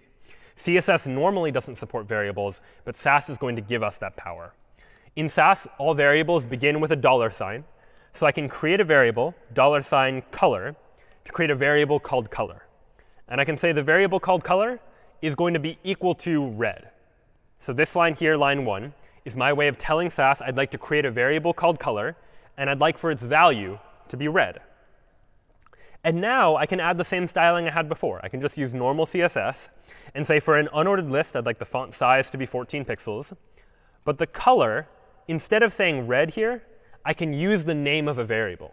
I can say $color to mean go ahead and use the value of the variable color as the color for this unordered list. Then for an ordered list, I'll also say font size 18 pixels and say color should also be this variable called color. By using a variable, I've removed the repetition. Rather than having the word red show up in multiple places in my code where I would need to change it twice if I ever needed to change it, now I have defined the variable once, and I only ever need to change it in one place if I ever need to make modifications to this particular file. So now let's try and link this file. Instead of, we'll go back to variables.html. Instead of putting the style code here, I'll go ahead and link a style sheet and say the href should be variables.scss, because that's the file where my styling exists. So now let me try and open up variables.html after I've linked the CSS. And all right, something seems not quite right. I specified font sizes. I specified that everything should be red, but it's not showing up. Everything is showing up black, and I don't see any of the differences in sizing. And the reason for this is, while the web browser, things like Chrome and Safari and Firefox, can understand CSS, they can't, by default, understand SCSS or SAS. SAS is an extension to CSS that web browsers don't understand out of the box. So in order to solve this problem, once we've written our SAS file, we need to compile it, convert it, translate it, so to speak, from SAS into plain old CSS so that our browser is able to understand it. And so you'll need to, in order to do this, you'll need to install a program called SAS onto your computer. And you can install it on Mac or PC or Linux. And now in the terminal, in order to do this compilation, I'm going to say SAS variables.scss, the file I'd like to compile, colon variables.css. So variables.scss is the file that I would like to compile. And the file I'd like to generate is variables.css. I'd like to turn my SAS file into a plain old CSS file. I'll go ahead and press return. And all right, that compilation process is now done. And so now, inside of variables.html, instead of referencing the SCSS file, I'm going to reference the CSS file as the style sheet. Because my web browser only understands CSS, it doesn't understand SAS. Now when I load the page, now I see the result I expect. Everything shows up as red, and the font sizes are different. So ultimately, this was a two-step process. I first needed to take my SAS code, compile it into CSS, and then I could link the CSS to this particular page. But the advantage now is that if ever I want to make some sort of change, I want to change the color, rather than change it in two places, or you might imagine in a more complex page, like tens or dozens of places, I just go to the SCSS file, and I change the color from red to blue. Now if I refresh the page, all right, everything is still red, and it's because I forgot a step. I changed the SAS file, but that doesn't automatically change the CSS file. I need to now recompile the CSS file by saying SAS variables.scss variables.css to compile the file again using the updated SAS file. And now I see the updated changes. And if you're curious as what the updated file looks like, I'm going to actually look at variables.css to see what code happens to be there. And though it's styled a little bit strangely, you can see that I have a UL with a font size of 14 and a color of blue. So they've substituted the word blue for this variable. And they've done the same thing for ordered lists as well. Now, in practice, it's going to be pretty annoying if I'm building a web page, using SAS, if I constantly need to go back and recompile my SAS into CSS every single time. What I'd like to do is just automate that process. And SAS makes it easy to do this. I can just say SAS -- watch variables.scss variables.css.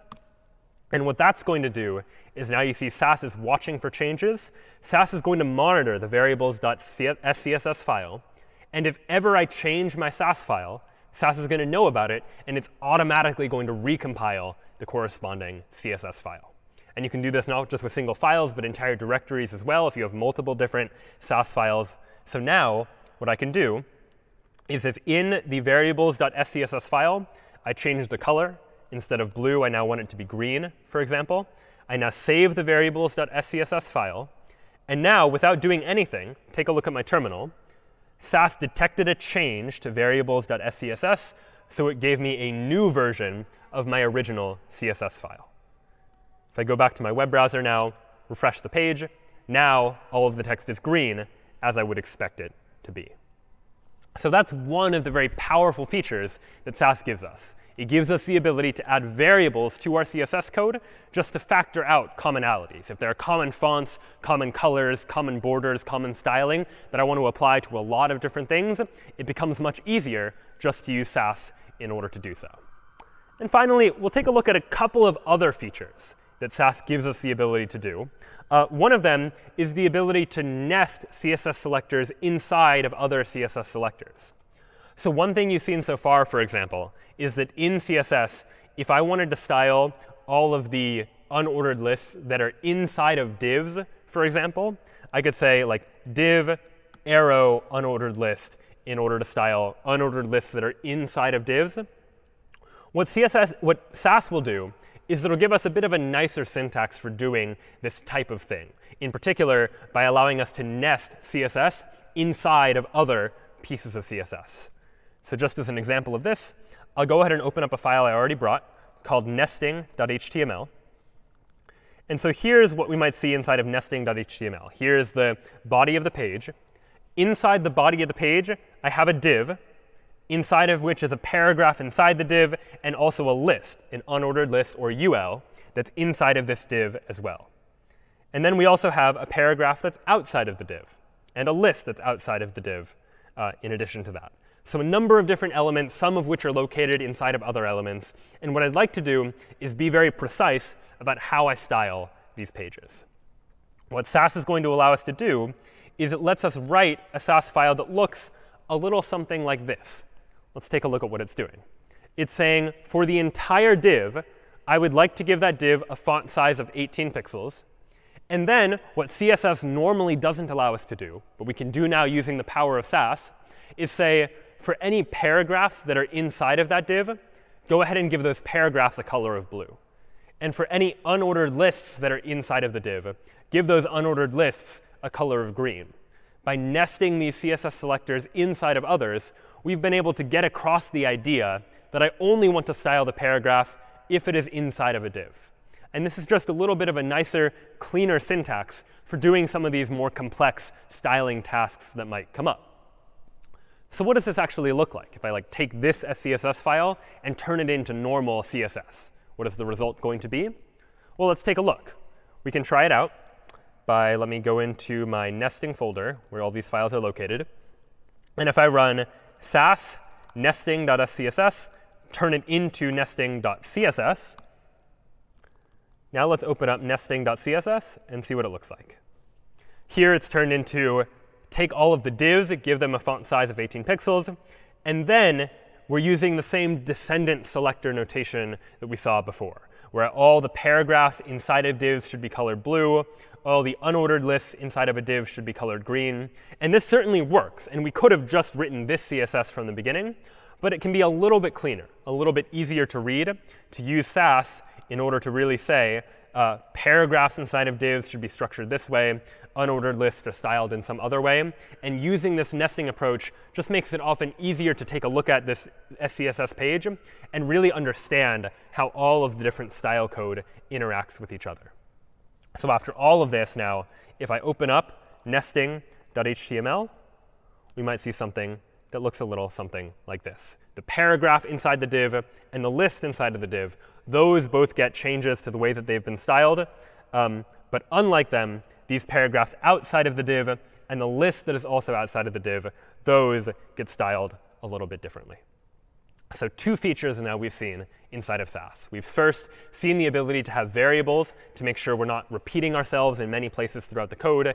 And now we've seen the ability to nest CSS selectors inside of each other by taking advantage of Sass. And finally, we'll take a look at one last feature that Sass is going to give us, and that is something called inheritance. If we have certain CSS selectors that are related to other CSS selectors, but that are maybe adding some additional information.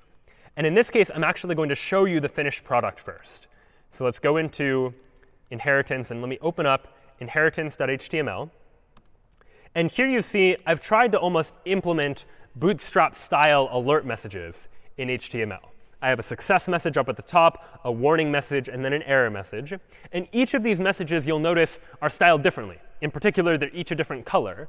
But despite that, they share a lot in common. They share a common border, they share a common font, they share a common size, and many other properties are all shared between these elements. There are just some things that are a little bit different about them. I could have written 3 different CSS selectors to deal with all of these cases, but there might be some repetition there. So here's what I can do by taking advantage of the features that Sass gives me. Let me go ahead and look at inheritance.scss to look at the code for doing this. And it looks a little bit cryptic at first, but here's what I've defined. I've here defined using a %sign that this is what a generic message is going to be, something that I can extend later to add additional information to. All of the messages, whether they be success messages or danger messages or warning messages, they're all going to have the same font. They're all going to have the same border. They're all going to have the same padding and margin spacing around and outside of it. But each of the specific messages are going to be slightly different. How are they different? Well, let's take a look down here. Anything with a class of success, I'm going to say extends this message. And by extends this message, what I mean is that anything with a class of success is going to inherit all of these CSS properties, the font, the border, the padding, and the margin. But it's going to add additional information to it. In particular, we're going to add a color. We're going to say that for success messages, the background color is going to be green.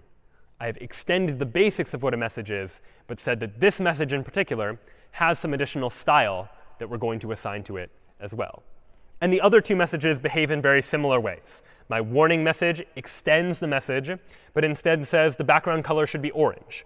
And finally, the error message also extends the message, but this time gives us a background color of red instead.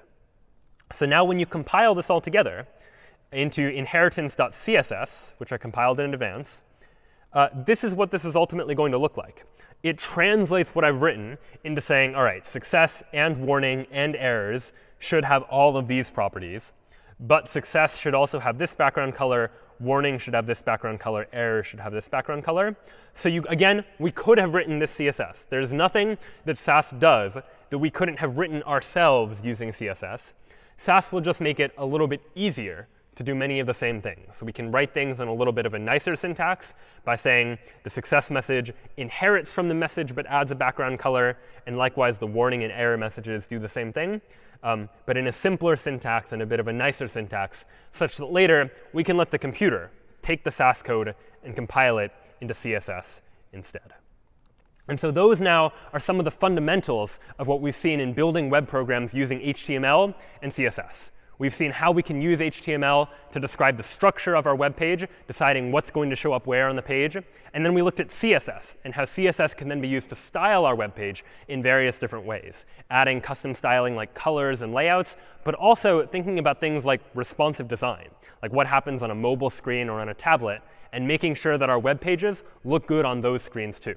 And then finally, we took a look at Sass, an extension to CSS that adds a number of additional features, features like variables and nesting and inheritance that make it even easier for us to be able to write style that we can apply to our web pages. From there, we're going to be transitioning now to looking at how we can use HTML and CSS in larger web applications as we begin to incorporate other tools, tools like Python and JavaScript and other languages and frameworks altogether. So this is web programming with Python and JavaScript. We'll see you next time.